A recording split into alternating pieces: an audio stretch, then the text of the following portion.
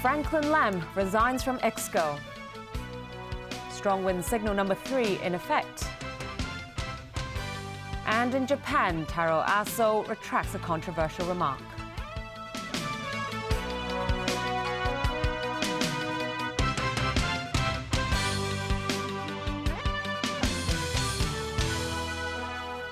Hello and a very good evening. Chief Executive Leung Chun-ying today accepted Franklin Lam's resignation as an Executive Council member.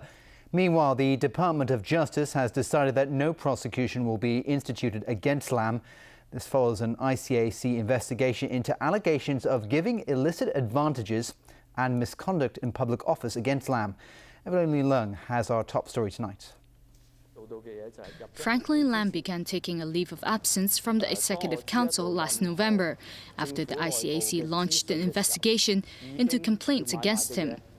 Today, he announced he will resign from the council.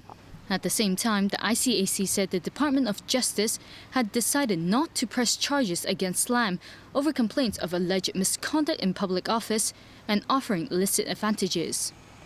The complaints stem from the sale of 2 mid-levels flats by Lam before the announcement of new government measures to curb property speculation. In a statement, Lam said he has been exonerated. He also thanked the anti-graft body for handling the case in an impartial and serious manner. However, Lam expressed regrets over the false accusations made by certain individuals and the media in what he called their attempt to push for a public trial. Chief Executive Leung Chun-ying accepted Lam's resignation with regret. He also thanked Lam for his contributions during his tenure. The ICAC said the decision of not pressing charges came after seeking legal advice from the Department of Justice. The anti-graft body also said the result of the investigation was reported to the Independent Operations Review Committee, which endorsed that no further investigative action is necessary. The outgoing Director of Public Prosecutions explained why Lam's offer of extra commission to a property agent in the sale of his flats is not illegal. It's not an offence if it's done in a situation where your principal is aware of it and it's allowed. You must look at my statement there. You'll find that it's acceptable. It's a practice, a usual practice, to sometimes have an offer of extra commission. That's not an illegal act in its own right. It's a question of disclosure. There was mixed reaction towards Lam's resignation and the decision of no prosecution. Lawmaker Regina Ip worries this could discourage people without political experience from joining the government. The League of Social Democrats' Avery Ng, meanwhile, expressed disappointment towards the decision of not pressing charges. Ng was one of those who filed complaints to the ICAC against Lam. Just because the ICAC doesn't have enough evidence to prosecute Lam, it doesn't mean the former EXCO member did nothing wrong, he said. Evelyn Leung, TVB News. Veteran barrister Keith Yeung has been appointed by the Department of Justice as the next Director of Public Prosecutions. Yeung denied he's not experienced enough to take up the job as he met the media today.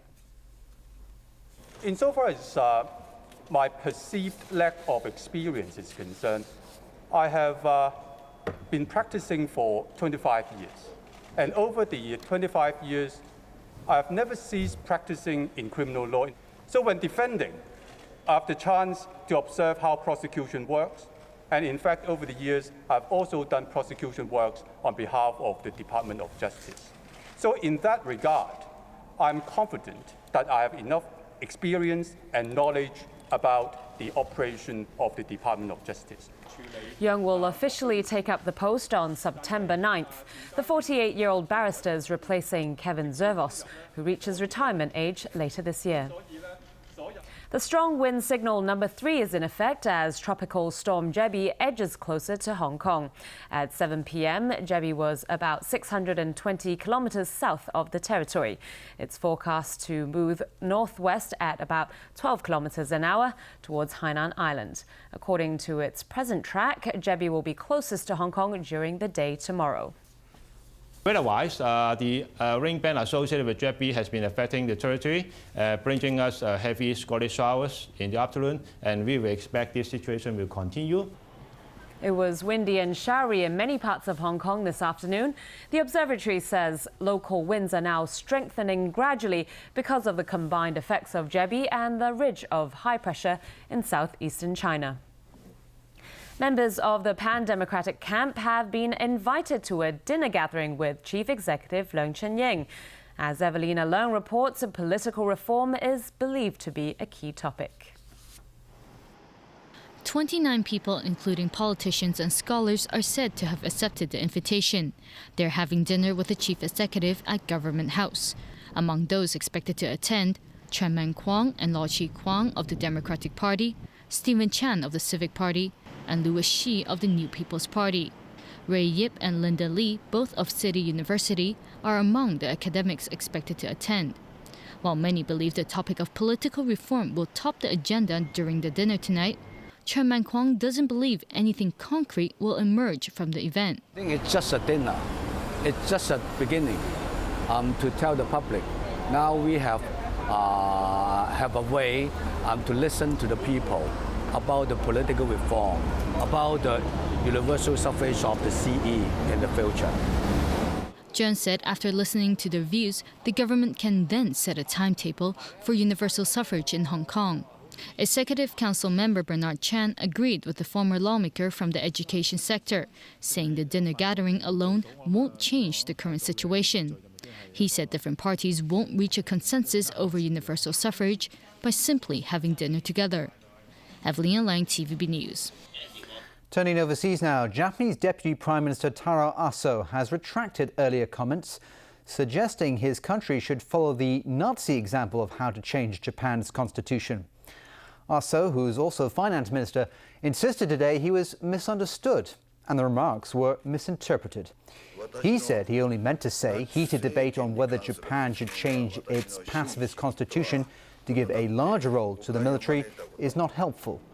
In a speech earlier this week, Aso referred to Germany before the Second World War, and he said doing it quietly, just as in one day the Weimar Constitution changed to the Nazi Constitution without anyone realizing it, why don't we learn from that sort of tactic? His comments have angered Tokyo's neighbors, such as China and South Korea, as well as human rights groups. Well, there are new revelations that former U.S. security contractor Edward Snowden on the vast reach of America's secret surveillance. Britain's Guardian newspaper published documents it received from Snowden that outline a program that's able to cover nearly everything a typical user does on the internet. According to the documents provided by Snowden, using a program called X-Keyscore, intelligence analysts can conduct the surveillance by simply filling in an on-screen form, giving broad justification for the search. There is no need for a review by a court or National Security Agency staff for access to a user's information. Snowden, meanwhile, remains stuck in the transit area of a Moscow airport, waiting for temporary asylum from Russia. For the longer term, he's waiting for safe passage to one of 3 Latin American countries willing to grant him permanent asylum. He's wanted in the U.S. on espionage charges. Snowden's father appeared on Russian television to defend his son. Lon Snowden said his son could have just kept quiet and had a comfortable life in the U.S. But my son is a principled young man. He's a man of courage, and what he saw he could not live with. It was a moral hazard. And I know that I raised him to do the right thing. Sometimes the right thing means personal sacrifice, and that's what he did. In the U.S., the head of the National Security Agency once again defended the surveillance being done. Speaking at a security conference, General Keith Alexander encountered plenty of heckling during his talk. Take stopping terrorism as one of the most important things. Freedom! Exactly. And with that, when you think about it, how do we do that? Because we stand for freedom. No, I'm saying I don't trust you. You lied to Congress. Why would we believe you're not lying to us right now? I haven't lied to Congress. The Foreign Intelligence Surveillance Act will be the topic of discussion later today when U.S. President Barack Obama meets with both Democratic and Republican lawmakers. Alan Bookney at TVB News. A showdown is looming in Egypt amid signs the military-backed government will soon take action to disperse thousands of supporters of ousted President Mohamed Morsi. Morsi's supporters have been staging rallies and protests against his removal from power. The interim government says 2 vigils set up by demonstrators in Cairo posed a threat to national security. The Interior Ministry has been ordered to address the situation, but there's no time frame on when action will be taken. Morsi's supporters and members of the Muslim Brotherhood have refused to leave the streets until he's reinstated. More than 260 people have been killed in clashes sparked by Morsi's ouster last month. A video released by Argentina's Interior and Transport Ministry shows train drivers reading books, talking on mobile phones and even sleeping when they should be focused on driving. The video was released as train safety has come into focus in Argentina. The drivers shown in the video have been fired or disciplined. The cameras were installed after a commuter train crash in June killed 3 people. Last year on the same line, another rail incident claimed 51 lives and injured 700. Drivers were deemed responsible in both instances. Meanwhile, the driver in a Spanish train derailment, which killed 79 people last week, admitted he was talking on the phone at the time of the high-speed crash. A former male nurse in Australia was sentenced to life in prison today for setting fire to a nursing home in Sydney that killed 11 people in 2011. Police said 37-year-old Roger Dean lit 2 fires in the nursing home in order to destroy evidence that he'd been stealing prescription pills. He even gave an interview to reporters after the fire, painting himself as a heroic rescuer. Although Dean had pleaded guilty in May, the judge in the case still sentenced him to the maximum, life in prison. Relatives of the victims applauded when the sentence was read out. Outside the court, they embraced and expressed satisfaction with the outcome and relief that the case was over. And still to come in the news. Tolls at Tates Khan Tunnel go up. Woman ordered to do community service for silencing dogs with cable ties. And in the US, a 24-hour TV channel for man's best friend.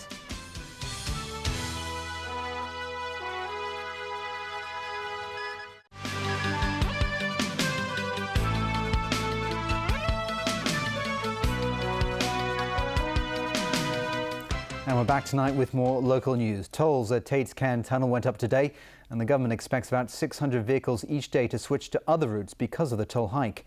Vicky Kong has more details. Tolls went up by an average 11% at Tates Khan Tunnel at the stroke of midnight.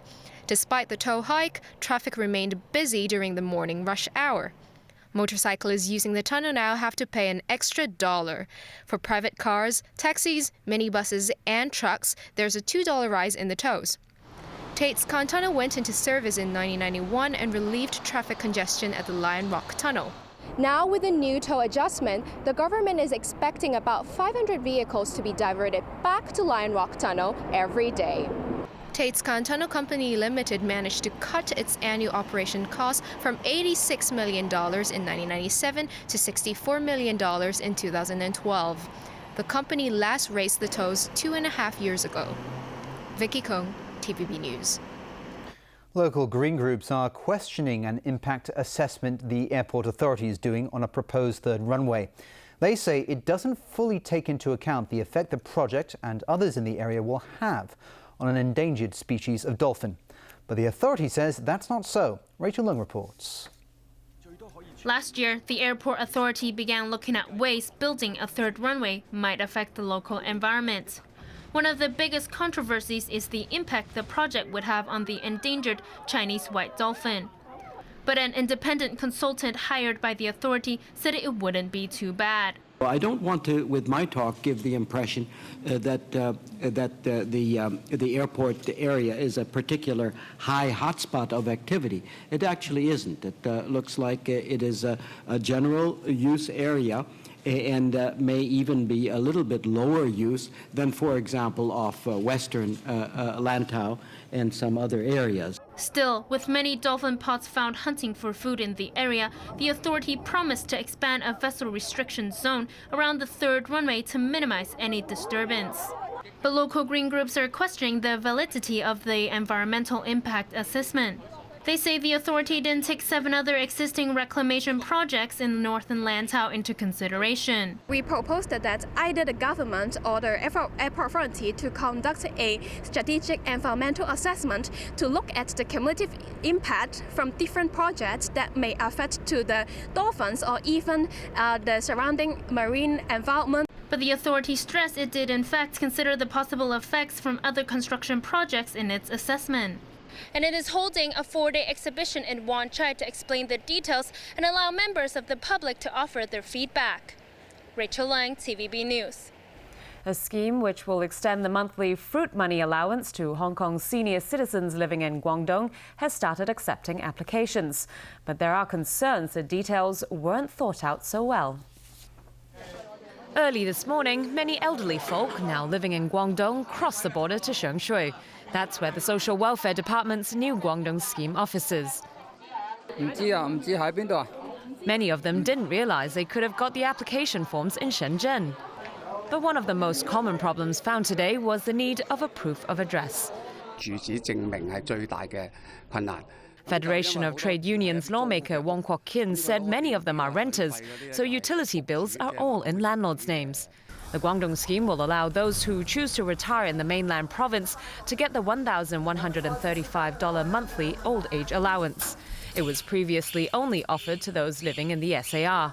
Senior citizens just need to prove they've been living in Guangdong over the past year to avoid the requirement of having lived in Hong Kong for a full year continuously. But it's a one-off exemption and it's causing concern to citizens residing north of the border, like 63-year-old Ms. Kwan. When she qualifies for the allowance 2 years later, she'll have to come back and live in Hong Kong for a year. I have nowhere to live for a year, she said. I guess I'll have to sleep under the bridge. Another issue is the need for a Hong Kong bank account, which Ms. Shek's 80-year-old mother no longer has. But the Social Welfare Department says this is an unavoidable step in giving out the so-called fruit money due to mainland restrictions on money transfers. For those eligible now, applications can be posted to the Hong Kong office first to make an appointment with the department. Those unable to travel far can ask for a home visit. The government expects about 30,000 people to apply, and to avoid a mad rush at the start, it's promised to backpay the money to October as long as they file the application before October 1st. A woman has been ordered to perform 140 hours of community service for trying to silence 3 of her dogs with plastic cable ties last year. 36-year-old Maggie Choi earlier pleaded guilty to 2 counts of animal cruelty at the Eastern Magistracy. The bank clerk was found to have bound 3 of 11 dogs at her home last December after neighbours complained about the noise. Her lawyer said Choi has since improved her living environment and is now keeping only 3 dogs. All right, Tony, over to you for sports. That's right, we've got some baseball to talk about today. And Pittsburgh staged a dramatic fight back to edge the St. Louis Cardinals and open up a decisive lead in the National League Central Division. It was also their 4th win in a row over the Cardinals. Neil Walker helped claw the Pirates back in the game, first with this solo home run in the 3rd inning. Then in the 8th, Russell Martin's sharp grounder into left field gave Walker enough time to score from second base. Walker's go-ahead run was the decisive play as the Pirates took a 5-4 lead at this point in the game. Mark Melancon pitched a perfect 9th to nail down the Pirates' victory. It was their 4th straight win over the Cardinals and gives the Pirates a 2.5-game lead in the National League Central Division. Meanwhile, the New York Yankees are under fire after Major League Baseball threatened to ban their star player Alex Rodriguez for life if he chooses to fight a lengthy suspension which could be handed to him over a drug scandal. Yankees boss Joe Girardi tried to keep a brave face, insisting A-Rod would play later this season. Nothing's been handed down, and so I think you have to. And, you know, we expected to have him back at this point. We don't have him yet, but I know he's playing in a simulated game tomorrow, and that's a step in the right direction. American media reports suggest that at least a dozen players, possibly more, could soon be punished for their connection to a Florida clinic which distributed banned substances. The punishment could range from a 50-game suspension to a lifetime ban. Well, after America's Katie Ledecky, it was the turn of China's Sun Yang to cement his dominance of distance swimming at the World Championships. Sun produced a masterful swim in the 400 metres freestyle on Sunday, and he followed that effort up with a superb display in the 800 metres last night. He was more than a body length ahead of the competition and won in a time of 7 minutes 41.36 seconds. Now all Sun has to do is win the 1500 metres to equal Grant Hackett's clean sweep of distance swimming events at a World Championship meet. Well, football fans following all the transfer news this summer will no doubt be wondering, will Gareth Bale on Tottenham? There's speculation the Spanish giants Real Madrid are prepared to break the bank for the Spurs player, but if Madrid boss Carlo Ancelotti knew anything about it, he wasn't sharing any details with the press. I'm not involved in this negotiation. I think that the club is speaking in this moment to find a solution. And finally tonight, man's best friend won't feel lonely anymore, even if they're left at home alone. A new TV channel dedicated to dogs is being unveiled in the United States. NBC News gives us a sneak peek. Here you go. Get ready, Rover, because TV is going to the dogs with a new channel designed just for you. Dog TV is a 24-hour network set to be unleashed nationwide.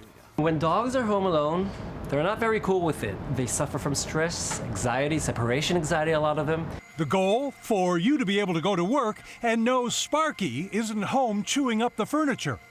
All done with a series of short videos that exclusively cater to the canine attention span. Going for a car ride, a romp in the park, even zillions of zebras. Just what I needed, somebody else on the couch hogging the remote. Well, keep your paws off it. At the Escondido Humane Society in California, it's a real tail wagger with the four-legged demographic. They are much quieter. They're not barking as much. They are resting more, which in a shelter environment is wonderful for us. Pets are a $55 billion industry in America, and with more than 78 million dogs, the potential audience is huge and likely profitable. Subscribers will pay $4.99 a month extra. But here at the Canine Fitness Club in suburban Chicago, some wonder if it's encouraging pooches to stay put. I think we've become a nation of couch potatoes, and that's both our owners and our dogs. But soon, every dog will have his day in front of the TV. They love to see other dogs on TV. They just can't get enough of that, right?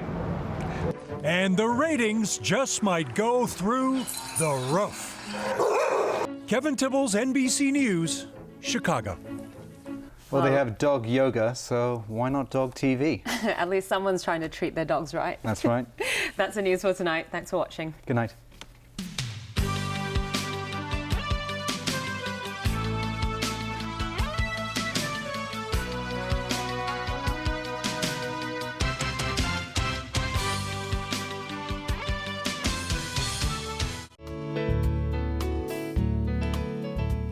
Good evening. Locally, there are scattered showers and squally thunderstorms today.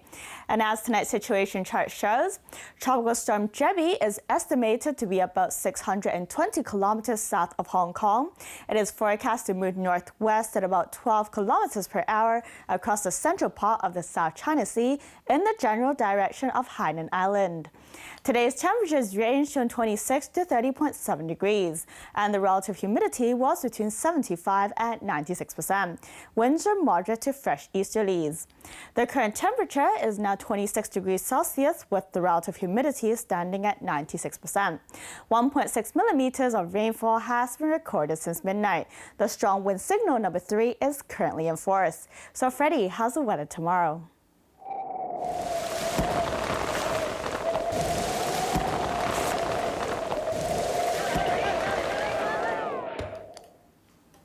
As for tonight and tomorrow, it will be cloudy to overcast with heavy squally showers and thunderstorms.